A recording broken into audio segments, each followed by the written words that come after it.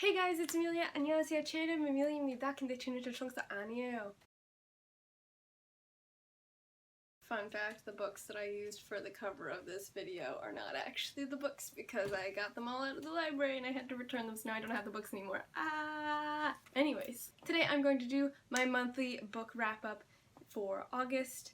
I read 8 books in August and damn were they good. The first book that I finished in August was Crooked Kingdom. That is from the Shadow and Bone Grishaverse series universe thing. It is the second book from the duology Six of Crows, and it was so good. Oh my god. Like, literally, every time you go into one of the Leigh Bardugo books, you're like, oh, okay, like, I think I know where this plot is going, and then, like, you get to a certain point, and then all of a sudden it's like, the plot has failed, everything is off, all the bets are off, and something else is happening, and what? Are they gonna survive? Is everybody okay? I don't know. Like, they're so good. You really need to read these books, they're so good. I'm actually going to do a review of the whole Grishaverse series books, because I love that series so much. So I'm going to do a review, it'll be up on my channel soon, and I will do spoiler-free, of course, and explain why you should read this book series. So I finished Crooked Kingdom. It was another heist book with Kaz, Inej, the whole gang that we know and love. So that was so good. God bless. I can't wait for the Netflix show. I hope that it's good. The next book I finished was Such a Fun Age, which is like a coming of age adult book. It was very good. I really liked it. It was not what I thought it was going to be. I thought it was going to be more coming of age, whiny type of, like, I don't know what's going on with my life type of book.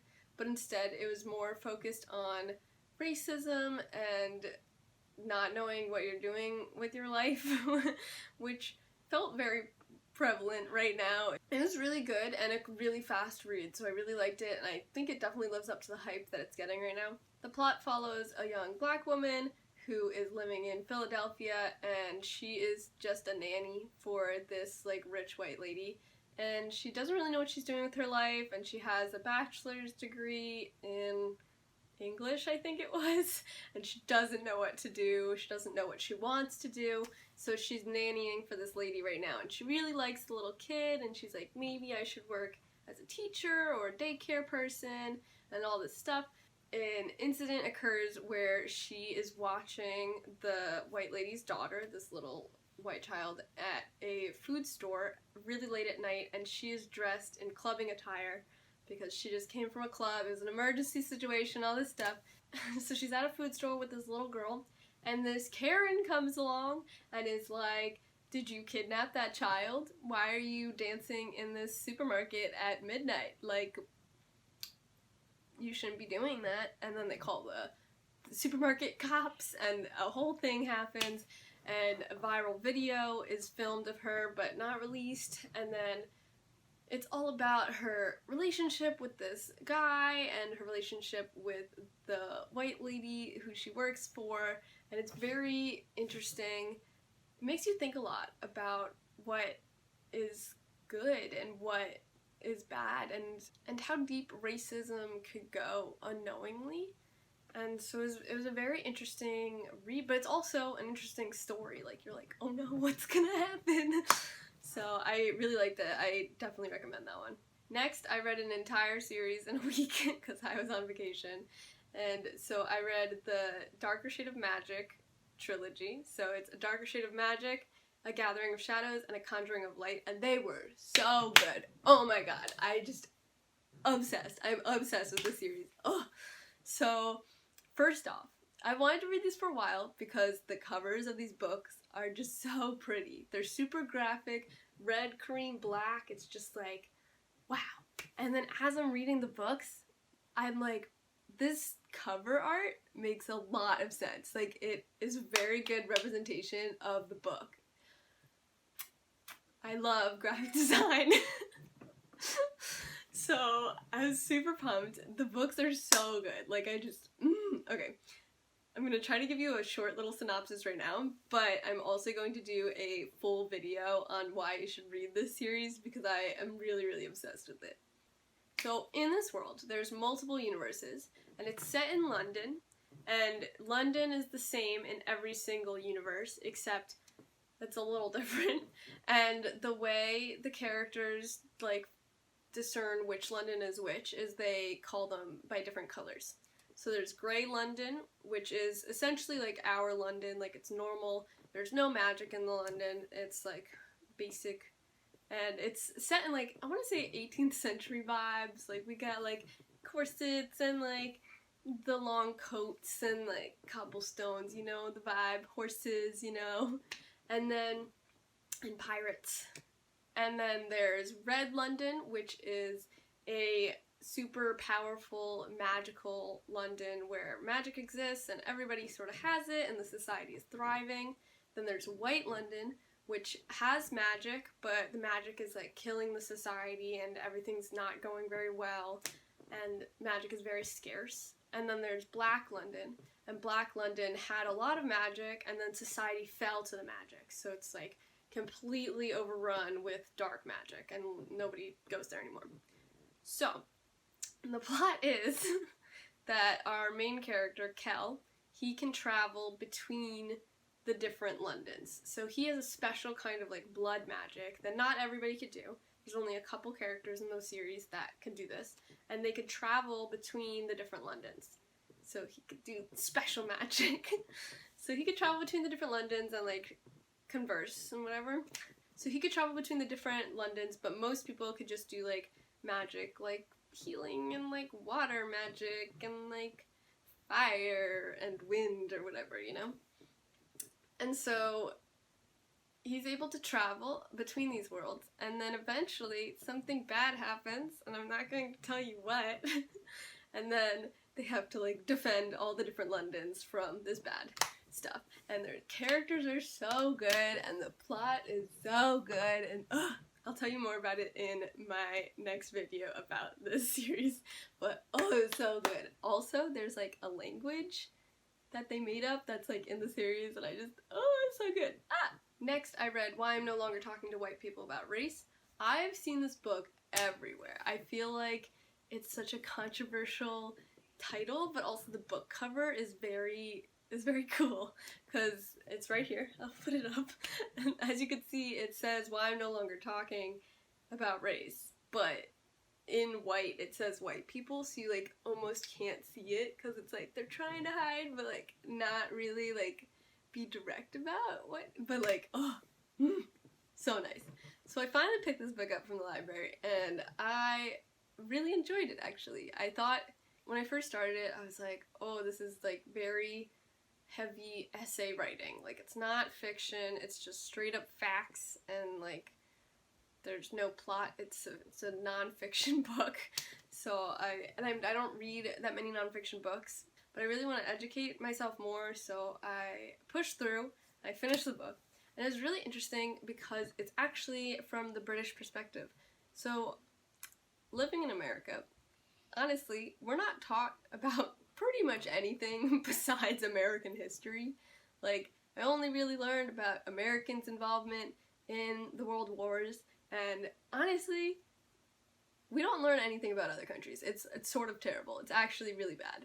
So here I am, learning about the British perspective on racism, and the racism they have to deal with in their society and how their society handles it, which was really, really interesting, because I didn't realize, I mean, I know England is, like, colonialized a whole bunch of places, which is very problematic, but I never realized that they had some sort of law at one point where they said that any British citizens, so people that were living in the different colonies, could come to the mainland of England if they served in a war or something like that.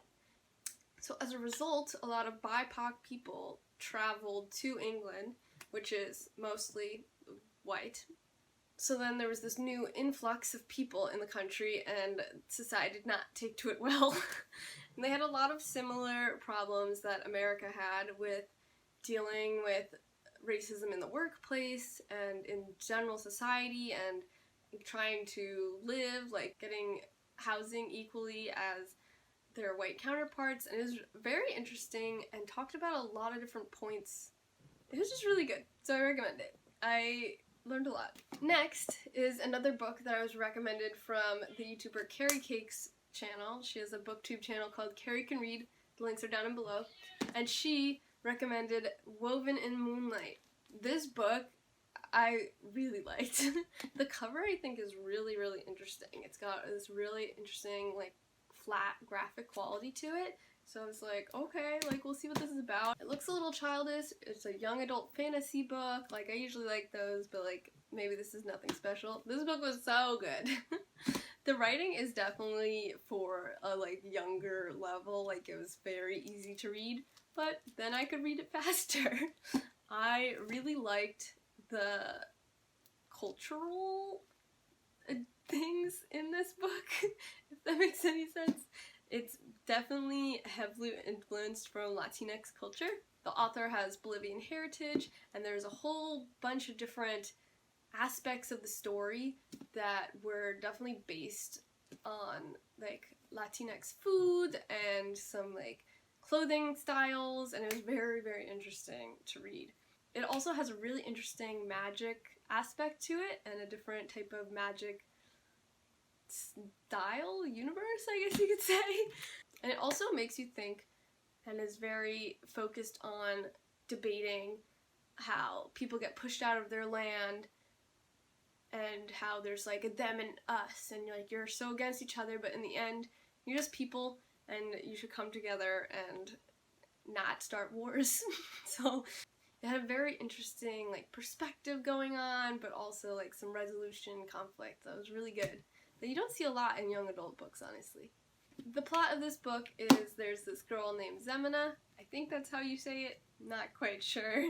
And she is an orphan that her country was destroyed from this war, and her people were pushed out of their capital city into this, like, forbidden forest mountain fortress thing.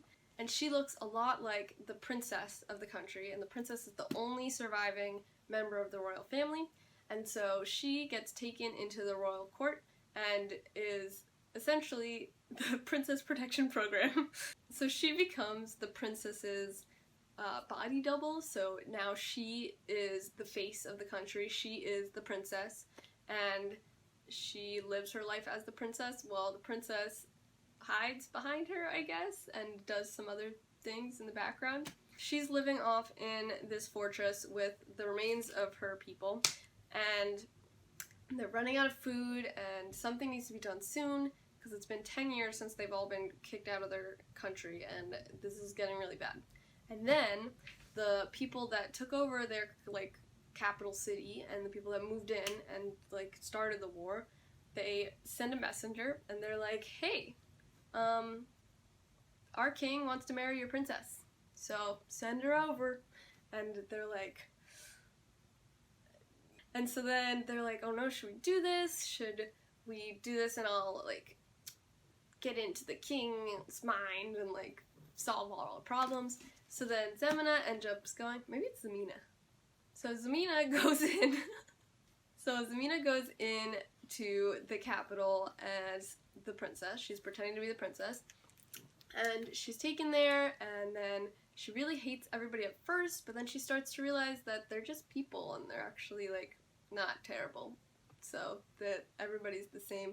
So that was good. And then there's this whole plot to overthrow the king, and all this stuff happens, and it's so good. And there's the guy who is assigned to watch her. Wow, we loved it. It was just, like, there are some plot holes for sure. Definitely some points where I was like, why? Like, you wouldn't just accept that and let that happen. Like, but you just gotta let it happen, because the story is really good overall, and I really liked it. So you should check this book out. It's very quick read, and very fast. It also has a lot of Spanish words in it, which was cool. It made me feel like I was fluent in Spanish again, but definitely not. Next, I read Princess Dyrus by the late Carrie Fischer. I wanted to read this for a while, and I realized that I haven't read any memoirs yet this year, so I picked this up from my library, and it was a very quick read, very interesting. Apparently, Carrie Fisher has written a lot of memoirs. I didn't know this, but this is, I guess, her most famous one. But she wrote about her time in Star Wars, and it's very interesting. I didn't know anything about it really going into it besides the fact that she wrote about Star Wars, and she talks about how she had an affair with Harrison Ford, which I didn't know, but it was interesting. If you like Star Wars, I would definitely check this out because it's really interesting to hear her background perspective. Also, Carrie Fisher is a delight to this world. She's so funny. The writing is like straight up just her like being her brash self, and I loved it. I miss her so much. So those are all the books that I read this past month.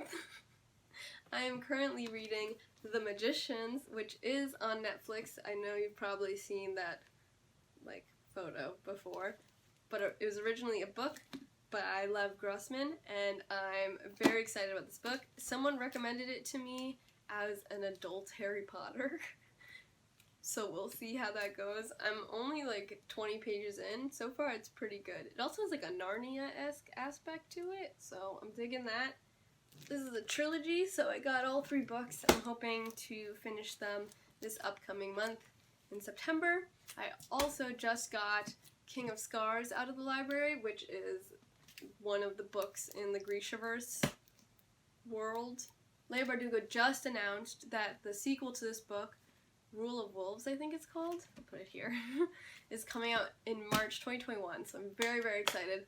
I'm very excited to read this because it is from Nikolai's perspective, which is the One Prince, and I've also missed this series. It's only been like 3 weeks and I miss reading this series, so I'm going to read this month.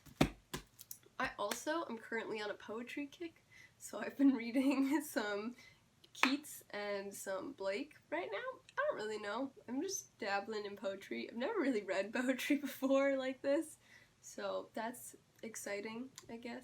I'm also hoping to finally read Children of Blood and Bone. I know I said I would have read it in August, but I realized that there's a sequel to the book, and my library has it, but it's currently taken out, so I'm waiting for the sequel to come in so I can read them back to back, because that's how I like to read book series.